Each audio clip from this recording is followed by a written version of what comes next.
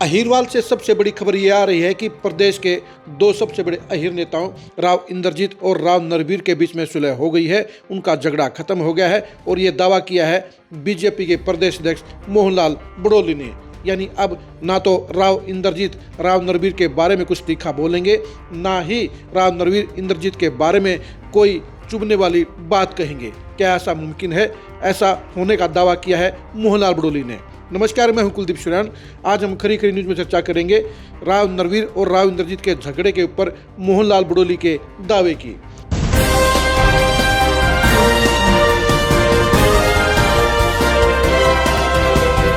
BJP के प्रदेश अध्यक्ष मोहनलाल बड़ोली ने ये कह दिया है कि बीजेपी के अंदर अब बड़े नेताओं में कोई विवाद नहीं होगा, कोई झगड़ा नहीं होगा। उनकी सब नेताओं से बातचीत हो गई है और अब नेताओं के बीच में मतभेद खत्म हो गए हैं।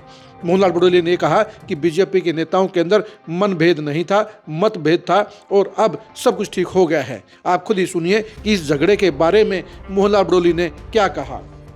के कई नेता आपस में बयानबाजी कर रहे हैं। वो बात अब पुरानी होगी और हमारा बैठना हो गया। और कल मैं महेंद्रगढ़ भी था और कृष्णपाल गुर्जर से बात हो ली और सबसे बात हो चुकी है।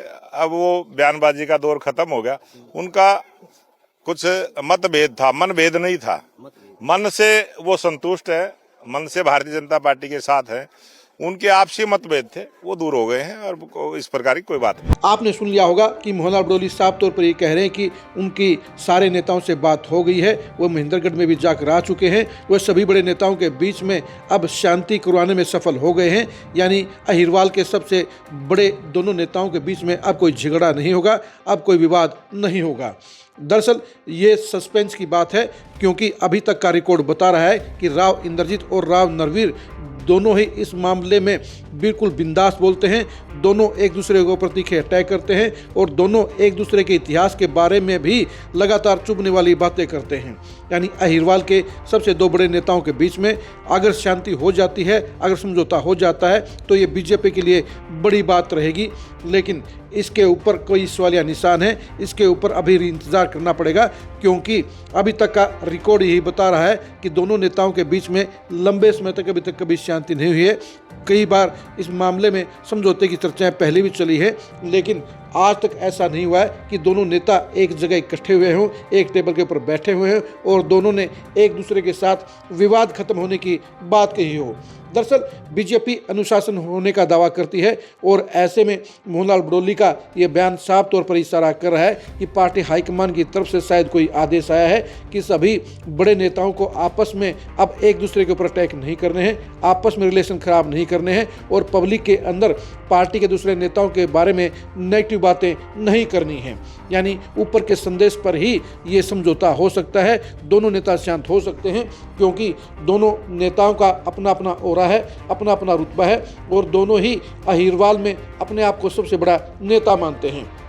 जहाँ राव इंद्रजीत अहिरवाल के सबसे बड़े परिवार का सदस्य होने का दावा करते हैं, वहीं पर राव नरवीर भी ये दावा करते आए हैं कि उन्होंने पॉलिटिक्स के अंदर एंट्री ही राव इंद्रजीत को चुनाव हराने के साथ की थी। आप खुद सुनिए कि राव नरवीर ने राव इंद्रजीत के बारे में क्या कहा था।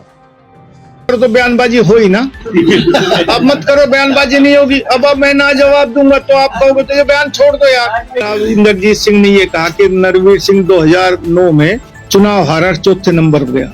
अब मैं आपके द्वारा कहना चाहता हूँ, मेरा तो राजनीतिक जीवन ही राव इंद्रजीत को हरा के शुरू हुआ। वो पहले की बात भूल गए। जब मैं 26 साल का था तब मैं जाटसाना से चुनाव लड़ा और राव इंद्रजीत का आज भी गढ़ है। मैंने वहीं जाकर राव इंद्रजीत को हराया। मेरा पहला चुनाव ही राव इंद्रजीत के खिलाफ शुरू हुआ था।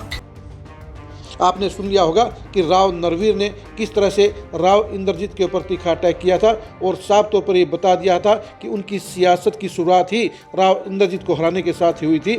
इसके जवाब में राव इंद्रजीत भी उबल गए थे। उन्होंने ये कह दिया था कि राव नरवीर की हैसियत कुछ नहीं है, वो भ्रष्टाचार के मामले में जेल की सजा काट चुके हैं और वो उनका रिकॉर्ड अच्छी तरह से जानते हैं। ऐसे माहौल के अंदर अगर मोहनलाल बड़ोली की बात सही साबित होती है तो वो जो अहिरवाल के लिए लिए अच्छी बात कही जाएगी, क्योंकि दोनों नेताओं का टकराव कहीं न कहीं बीजेपी के वर्करों के ऊपर इफेक्ट डाल रहा है। बीजेपी के इन नेताओं का झगड़ा अहिरवाल और गुड़गांव के विकास के ऊपर भी इफेक्ट डाल रहा है। अगर दोनों नेता साथ होकर चलेंगे तो बीजेपी और अहिरवाल दोनों का ही फायदा होगा। लेकिन सबसे बड़ी देखने वाली बात ये रहेगी कि दोनों नेताओं के बीच में स्थायी युद्ध विराम होगा या कुछ टाइम के लिए दोनों के बीच में ये कोल्ड वार थम जाएगा।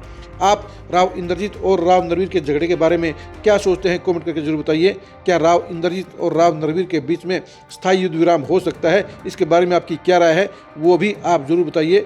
आपको राव इंद्रजीत और राव नरवीर के बीच में इस झगड़े की सबसे बड़ी वजह क्या नज़र आती है, इसके बारे में भी आप कमेंट में जरूर बताइए।